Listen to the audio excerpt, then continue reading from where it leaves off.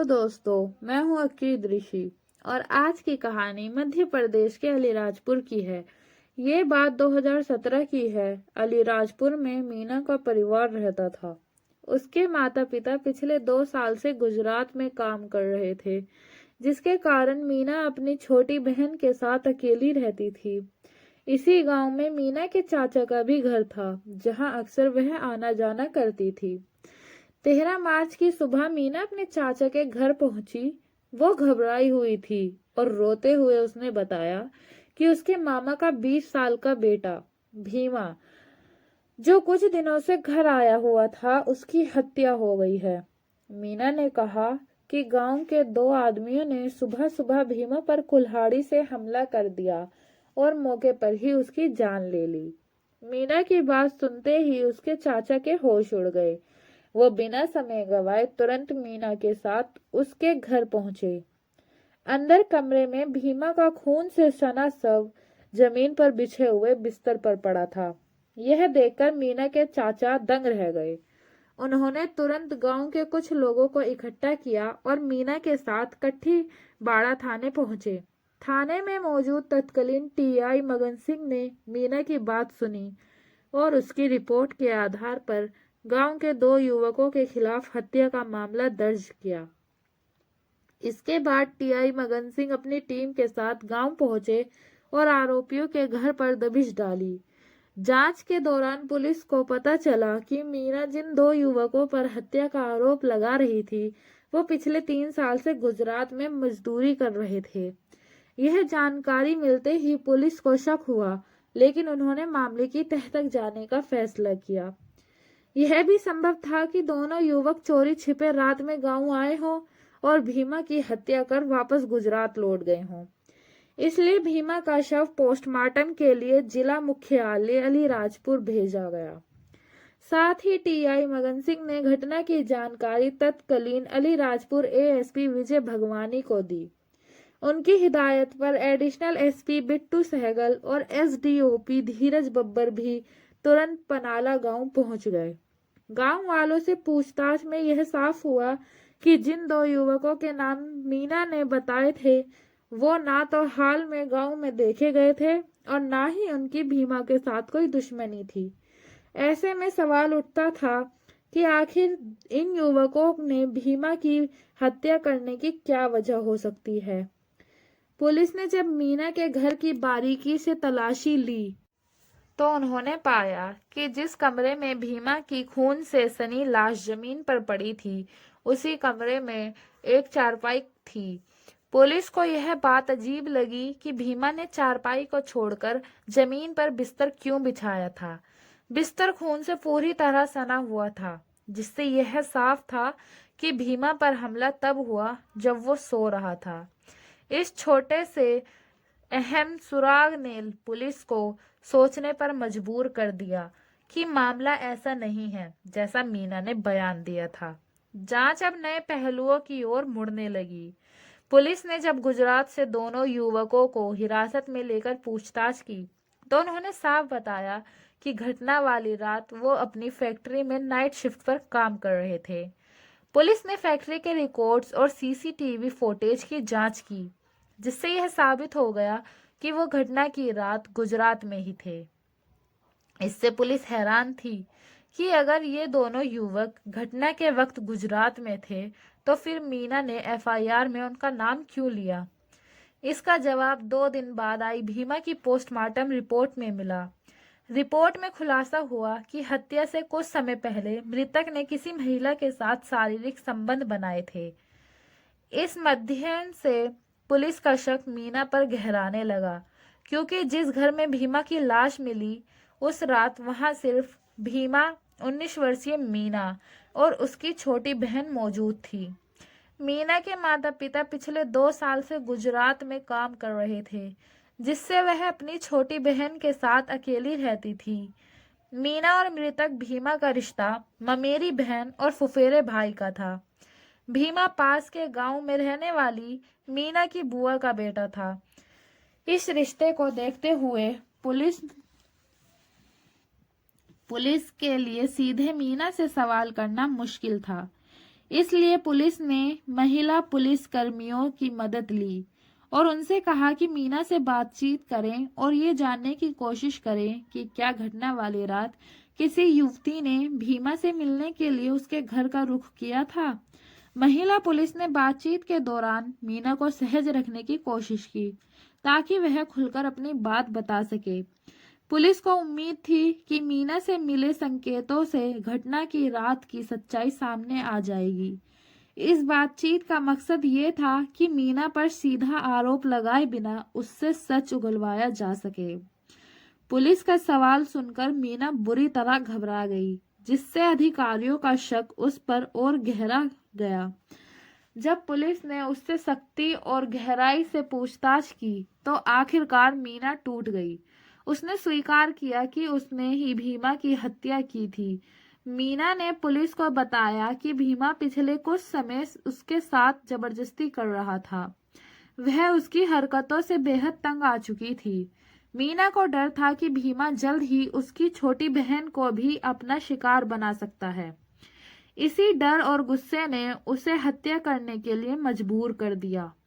मीना ने खुलासा किया कि घटना वाली रात भीमा ने उसके साथ जबरन संबंध बनाए।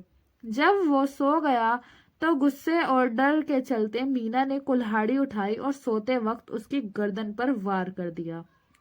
मीना के बयान के आधार पर पुलिस ने हत्या में इस्तेमाल की गई कुल्हाड़ी बरामद की और उसे अदालत में पेश किया। अदालत में मीना को न्यायिक हिरासत में भेज दिया। इस तरह ये दर्दनाक कहानी सामने आई, जिसमें मजबूरी, डर और गुस्से ने एक रिश्ते को खून में बदल दिया। अलीराजपुर जिले में कट्टीबाड़ा थाना सीमा में बसे गांव में मीना के माता पिता घर पर दोनों बेटियों को अकेले छोड़कर मजदूरी करने 2 साल पहले गुजरात गए थे। मीना और उसकी छोटी बहन घर पर अकेली रहती थीं, जिनका ध्यान पास में मकान में रहने वाले मीना के चाचा रखा करते थे। पास के गांव में मीना की बुआ रहा करती थी, जिनका बेटा भीमा अक्सर अपने मामा यानी मीना के चाचा से मिलने गांव आता रहता था। वह मीना से महज 1 साल ही बड़ा था, इसलिए बचपन से ही मीना और भीमा की आपस में काफी अच्छी बनती थी। इसलिए मीना के गांव आने के बाद भीमा का दिन भर मीना के चाचा के घर पर बिताता था, लेकिन रात में सोता मीना के घर में था। 2 महीने पहले की बात है। रात का समय था और मीना अपने घर के दूसरे कमरे में अपनी छोटी बहन के साथ सो रही थी। तभी पास के कमरे से भीमा की आवाज आई कि पानी मांग रहा था। मीना उठकर पानी देने गई। जैसे ही उसने भीमा को पानी दिया, भीमा ने अचानक उसका हाथ पकड़ लिया और खींचकर बिस्तर पर ले गया। मीना घबरा गई और उससे खुद को छुड़ाने की गुहार लगाई, लेकिन भीमा ने उसकी एक ना सुनी। भीमा ने उसके साथ जबरदस्ती करने की कोशिश की। जब मीना ने इसका विरोध किया तो उसने गला दबाने की धमकी दी। मीना डरी हुई थी और उसे इस बात का डर था कि पास के कमरे में सो रही उसकी छोटी बहन जाग न जाए। इस डर की वजह से मीना कुछ बोल नहीं सकी, चीख भी नहीं पाई। इस खामोशी का फायदा उठाते हुए भीमा ने उसके साथ बुरा काम किया। सुबह होते ही मीना ने हिम्मत जुटाकर भीमा से कहा, तुम यहाँ से चले जाओ, वरना मैं रात की सारी बात चाचा जी को बता दूंगी। इस पर भीमा ने उसे धमकाते हुए कहा, अगर तुमने किसी को बताया तो मैं कह दूंगा कि तुमने खुद मुझे फंसाने के लिए ये सब किया।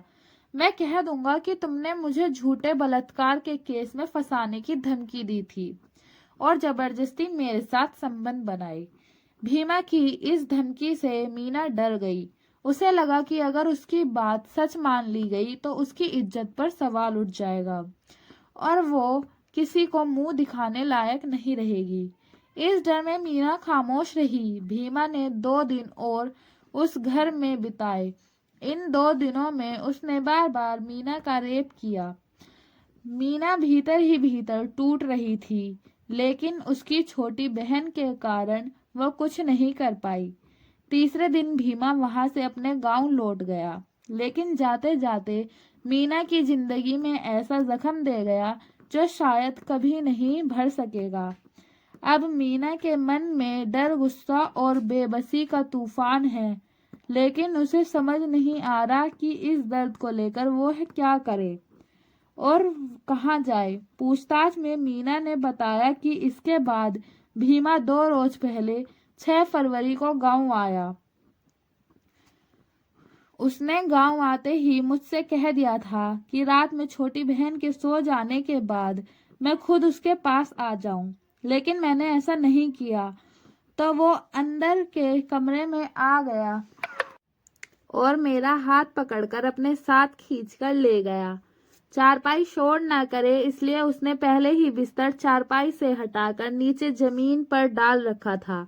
उस रात भी उसने मेरे साथ 2 बार बुरा काम किया। इसके बाद 7 फरवरी की रात में उसने मेरे साथ फिर बुरा काम किया। जब मैंने उससे कहा कि उसे जिससे जो कहना है वो कहे, लेकिन अब मैं उसकी बात नहीं मानूंगी। इस पर उसने कहा, ठीक है, तुम नहीं मानोगी तो मैं तुम्हारी छोटी बहन के साथ भी वही करूंगा जो तुम्हारे साथ किया। इस बात पर मैंने सोच लिया कि इस पापी को जिंदा नहीं छोड़ूंगी, क्योंकि यह आज नहीं तो कल मेरी छोटी बहन को भी गंदा कर सकता था। 12 मार्च को मुझे मौका मिल गया। जब वो मेरे साथ बुरा काम करने के बाद सो गया तो मैंने कुल्हाड़ी उठाकर उसकी गर्दन काट दी और चाचा के पास जाकर गांव में झूठी कहानी सुना दी। जब मीना के माता पिता को इस घटना के बारे में पता चला तो वे तुरंत गुजरात से अपने गांव पहुंचे। अपनी बेटी की गिरफ्तारी और भीमा की हत्या की सच्चाई जानकर स्तब्ध रह गए। मीना ने रोते हुए पुलिस से कहा कि अगर वे पहले से अपनी बेटियों के साथ होते तो यह घटना कभी नहीं होती। उन्होंने अफसोस जताया कि मजदूरी के लिए उन्हें घर छोड़कर जाना पड़ा, जिससे उनकी बेटियां अकेली पड़ गईं। मीना के पिता ने पुलिस से गुहार लगाई कि उनकी बेटी ने जो किया वह अपनी बहन को बचाने के लिए किया और डर के कारण किया। वो अदालत में यह साबित करने का प्रयास करेंगे कि यह घटना मजबूरी और भय का नतीजा थी। गांव के लोग भी इस घटना को सुनकर हैरान थे। किसी ने मीना के फैसले को सही ठहराया तो किसी ने इसे कानून हाथ में लेने की गलती बताया। इस दर्दनाक घटना ने पूरे गांव को झंझोड़ दिया और रिश्तों की अहमियत और मजबूरी की हद को सामने लाकर रख दिया। तो यह कहानी यहीं तक। फिर मुलाकात होगी अगली कहानी में। जब तक के लिए सावधान रहें, सतर्क रहें। जय हिंद, जय भारत।